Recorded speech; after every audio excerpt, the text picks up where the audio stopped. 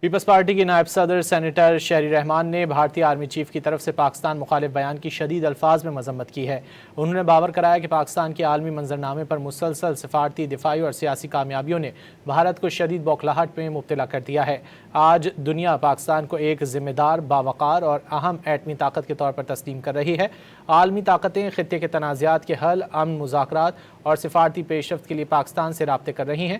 شہری رحمان نے کہا کہ جنگی جنون میں مبتلا بھارت پہلے خود جنگ کا آغاز کرتا ہے اور پھر چند ہی گھنٹوں بعد دنیا سے جنگ رکوانے کی منت سماجت کرتا ہے۔ اس لیے مودی سرکار کو چاہیے کہ کسی بھی جارحیت سے پہلے اپنی عوام کی امن کی خواہش کا احترام کرے۔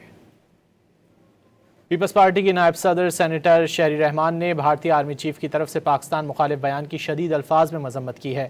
انہوں نے باور کرایا کہ پاکستان کے عالمی منظرنامے پر مسلسل سفارتی، دفاعی اور سیاسی کامیابیوں نے بھارت کو شدید بوکھلاہٹ میں مبتلا کر دیا ہے۔ آج دنیا پاکستان کو ایک ذمہ دار، باوقار اور اہم ایٹمی طاقت کے طور پر تسلیم کر رہی ہے۔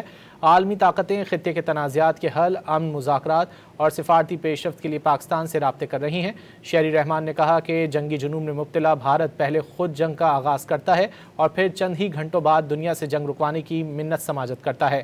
اس لیے مودی سرکار کو چاہیے کہ کسی بھی جارحیت سے پہلے اپنی عوام کی امن کی خواہش کا احترام کرے۔